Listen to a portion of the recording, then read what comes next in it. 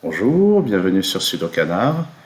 On va regarder ce Sudoku diagonal signé Sam Kappelman-Lynes qui a été proposé dans le cadre du championnat britannique de Sudoku. Donc la règle de cette variante, c'est que chacune des deux diagonales figurées en pointillé contient exactement une fois chaque chiffre de 1 à 9, en plus des règles habituelles du Sudoku. Et je dirais que les 38 points pour proposer étaient peut-être un peu sous-évalués pour la difficulté réelle du problème. Et je sais que chez les gens qui se concentrent sur les grilles à petit score, ça a été une grille qui a été jugée difficile.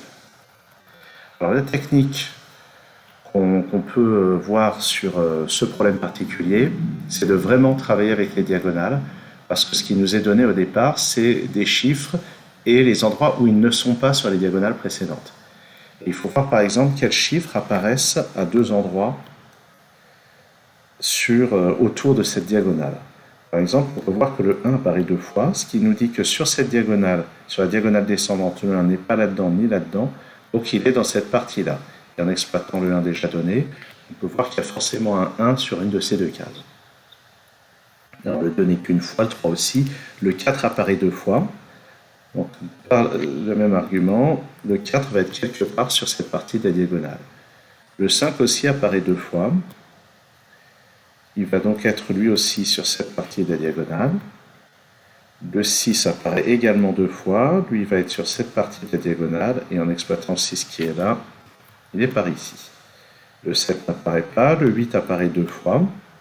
Donc le 8 est également sur cette partie. En exploitant ce 8, le 8 est ici. Et on voit au passage qu'on a créé une paire 6 et 8. Le 6 et le 8 sont les deux chiffres qui occupent cette place. Bon, on va passer à l'autre diagonale, mais avant, je voudrais faire la remarque que grâce à cette paire 6 et 8, on sait que les trois chiffres ici sont 2, 7 et 9. Mais le 7 n'est ni là ni là, donc il est là. C'est pas mal. Ça fait un petit peu de progrès. Il y aura un 7 par ici, il y aura un 7 par là, mais ça ne vaut pas le coup de les noter, vu qu'il y a trois positions à chaque fois. On va passer à l'autre diagonale. On remarque que là aussi, le 1 est en deux exemplaires, et en utilisant le 1 qui est là, on a un 1 dans une de ces deux cases. Le 2 est en deux exemplaires, donc il apparaît sur cette partie de la diagonale. Le 3 n'apparaît pas, le 4 non plus. Le 5 est en deux exemplaires, donc il apparaît sur cette partie de la diagonale. Et comme il apparaissait aussi sur l'autre diagonale, le 5 est en fait le chiffre central.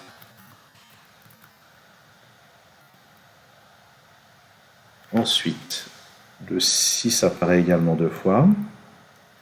Donc il va être ici ou là.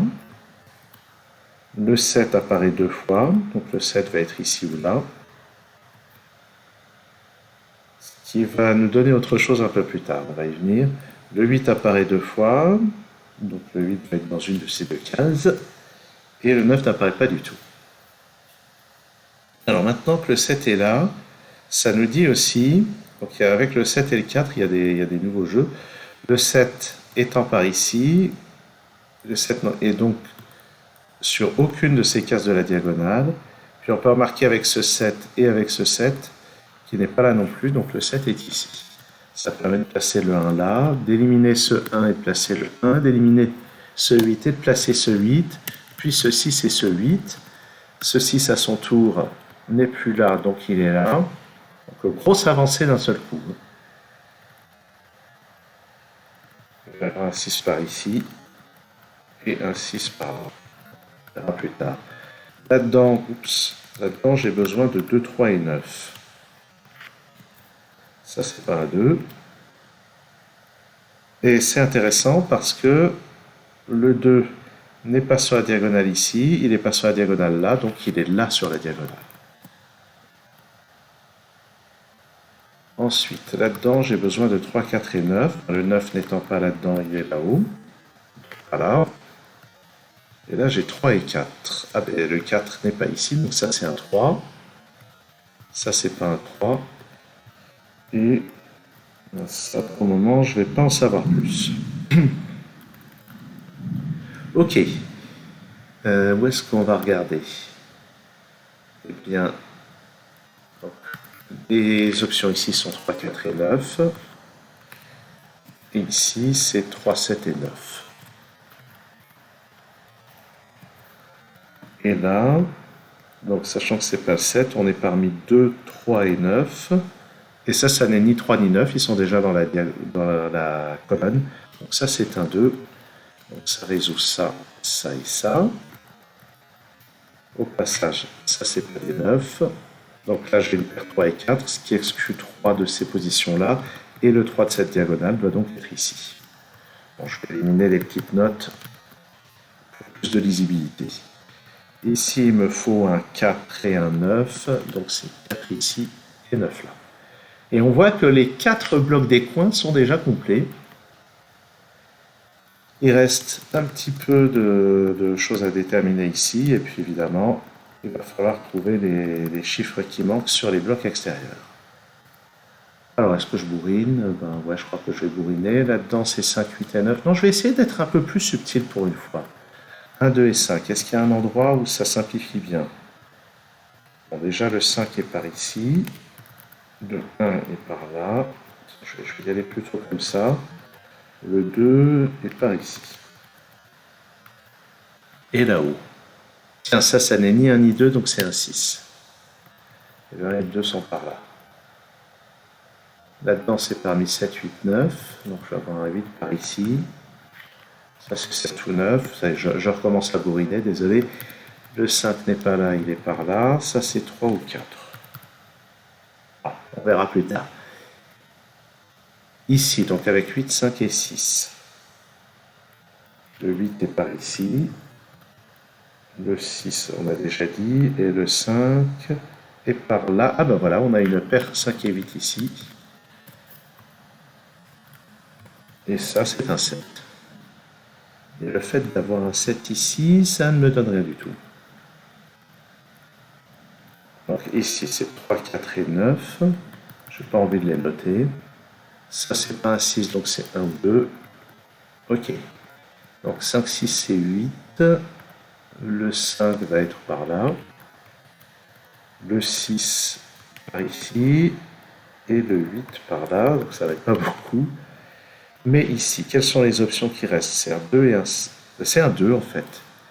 Ah oui, le 7 est couplé avec le 6 là-haut. Et là-bas.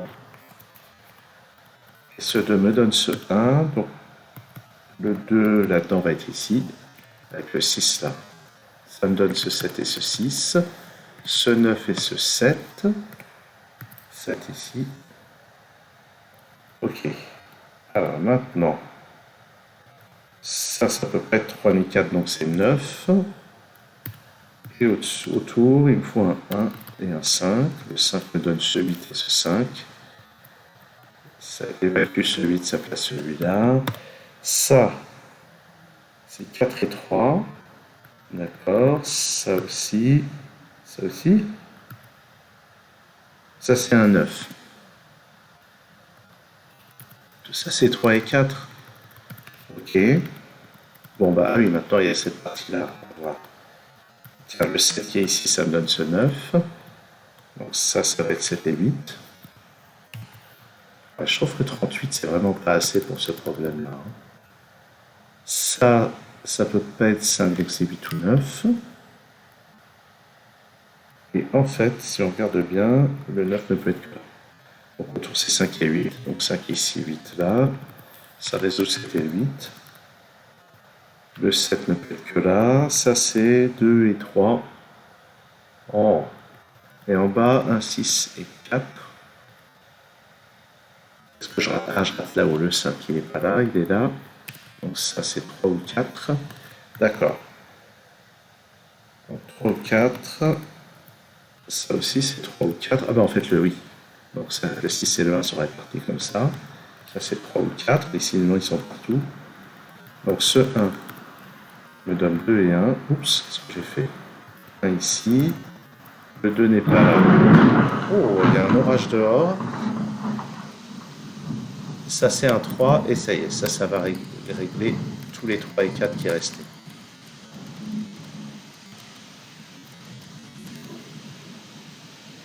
Et ça, c'est pas déclenché.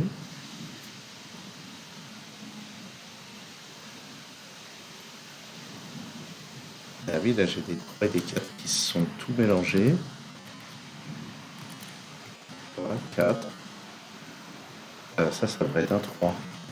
4, 3, 3, 4, 3 et 4. Ouf! J'ai réussi à rectifier sans faire le CTRL Z, c'était pas gagné. Donc oui, je trouve que 38 points, c'est pas assez pour ce problème, clairement. Mais c'est souvent le cas avec le sudoku diagonal. Je sais pas, les testeurs sont trop rapides sur le sudoku diagonal. Il y a quelque chose qui bloque. Après, c'est peut-être moi qui ne suis pas assez rapide. Mais je comprends pourquoi des gens qui se sont attaqués en se disant il n'y a pas beaucoup de points, ça devrait être facile, ont pu le trouver plus difficile que ce que ça semblait être. Je comprends tout à fait. En attendant, merci d'avoir suivi cette vidéo. À très bientôt sur Sudo Canard.